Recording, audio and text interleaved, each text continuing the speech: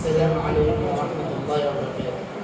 الحمد لله والصلاة والسلام على رسول الله وعلى آله وأصحابه أجمعين أما بعد. উদাহরণীয়ভাবে পত্রিকা ইজদাও আজকের এই সিরাত প্রতিযোগিতা আপনাদের সবাইকে শুভেচ্ছা অভিনন্দন। আজকে আমি আমার বিষয় হিসেবে নির্ধারণ করেছি দৃশ্যতা। আমরা সবাই জানি মুহাম্মদ সাল্লাল্লাহু আলাইহি ওয়াসাল্লামের যখন জন্ম হয়নি তখন তার বাবা এই দিনে থেকে চলে যান। তারপর যখন তার বয়স 6 বছর তখন তিনি তার মাকে হারিয়ে ফেলেন। তিনি 6 বছর থাকা অবস্থায় তার মায়ের আদর থেকে বঞ্চিত হয়ে যান। তার আসল পরীক্ষা শুরু হয়ে যায়।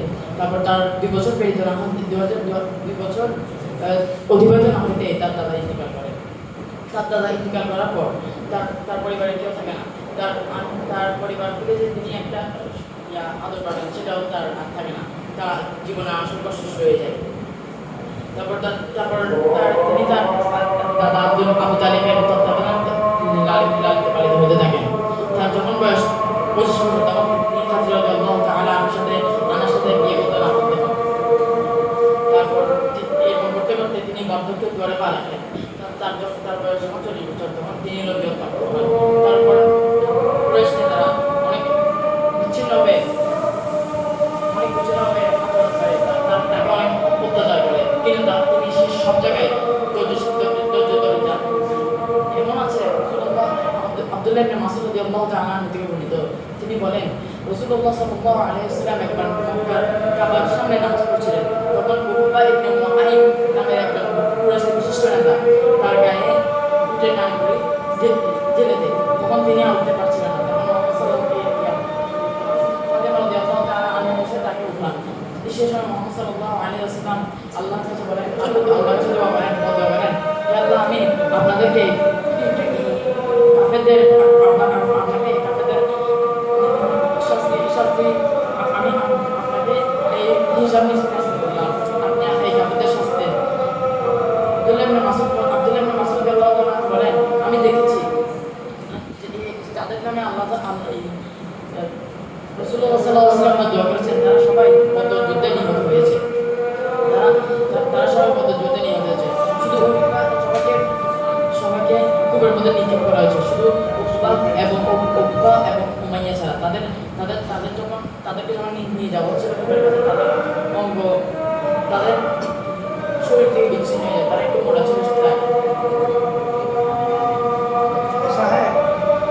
তিনি সব আমাদের রাসূলুল্লাহ সাল্লাল্লাহু আলাইহি ওয়াসাল্লাম সব অবস্থায় যুদ্ধ করে গেছেন।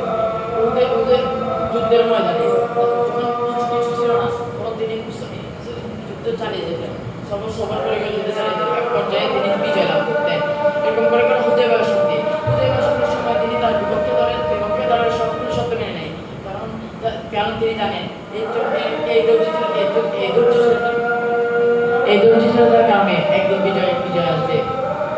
সত্যি একদিন বিজয় চলে এসেছে, মক্কা বিজয় হয়েছে। তো ভাইরা, আমরা আজকের দিনে কি করছি? আমাদের আজকের দিনের উচিত ধৈর্য ধরে যাওয়া, কিন্তু আমরা কিছু হলেই রাগের নিতে দাঁড়িয়ে যাই। আমরা ধৈর্য ধরতে পারি না, আমরা রাগকে কন্ট্রোল করতে পারি না, আমরা ধৈর্যর সীমা লঙ্ঘন করে ফেলি। তাই আমাদের বিজয় আসে না। সেজন্য সবসময় ধৈর্য ধরা আমাদের উচিত। ধৈর্য ধরা এটা একজন মুমিনের ব্যাপার, সেটা কোনো কাফেরদের ব্যাপার হতে পারে না। কারণ হুদায়বিয়া সন্ধির পরে রাসূলুল্লাহ সাল্লাল্লাহু আলাইহি ওয়াসাল্লাম ধৈর্য ধরে গেছেন, কিন্তু হুদায়বিয়া সন্ধি প্রথমে যারা করেছিল তারা হচ্ছে মক্কার কাফেররা। তাই এখন পর্যন্ত যদি কোনো ফিলিস্তিন এবং কোনো ইসরায়েলের মধ্যে চুক্তি হয়, তাহলে সেটা প্রথমে লঙ্ঘন করে ইসরায়েলরা। প্রথমে সবকিছুতেই প্রথম দেখা যায় আমেরিকা তাদের মধ্যে এই ইয়াটা চালু হয়ে যায়। তো ভাইয়া, আমাদের উচিত ধৈর্য ধরে যাওয়া। যেরকম এখনো পর্যন্ত আমরা ফিলিস্তিন আমরা কিছু হামলা করছি না, কারণ আমরা একদিনের জন্য আমরা ধৈর্য ধরছি, আমরা আল্লাহর সাহায্যের জন্য ধৈর্য ধরছি। আমাদের একদিন আসবে যেদিন আমরা পদে গড়াবো ফিলিস্তিনের মাঠে। একদিন আসবে যেদিন আমরা আমেরিকার শহরে আমরা পদে গড়াবো। একদিন আসবে আমরা মুহাম্মদ সাল্লাল্লাহু আলাইহি ওয়াসাল্লামের মতো মক্কা বিজয় লাভ করবো। মক্কা বিজয় বলতে পুরো বিশ্বের মধ্যে মুহাম্মদ সাল্লাল্লাহু আলাইহি ওয়াসাল্লাম যেরকম মক্কা বিজয় লাভ করেছেন, আমরা সেরকম করে পুরো বিশ্ব জয় করবো। আর আমরা শুধু অপেক্ষা করছি সেই দিনের জন্য যেদিন আল্লাহর সাহায্য আসবে। আমরা শুধু অপেক্ষা করছি যেদিন যেদিন যেদিন আল্লাহর সাহায্য আসবে, যেদিন মানুষের আবার তলবে ধরে রাখবে। আমরা ধৈর্য ধরছি, আমরা আমাদের পরিকল্পনা তৈরি করছি। আমরা আমরা আমরা এখন সবাই মনে করি, কাফেররা মনে করছে আমরা এখন ইয়ে হয়ে গেছি, দুর্বল হয়ে গেছি। আমরা দুর্বল হয়নি, আমরা আবারও ফিরে আসবো। আমরা এই পৃথিবী আবার জয় করবো, ন্যায় বিচার প্রতিষ্ঠা হবে এই পৃথিবী। আমরা আবার এই পৃথিবীকে আবার ন্যায় বিচার প্রতিষ্ঠা করবো। সারা বিশ্বে আমাদের প্রতি করবে, কালো সাথে প্রতি করবে, উঠবে ফিলিস্তিনের আল আকসা মসজিদের উপরে।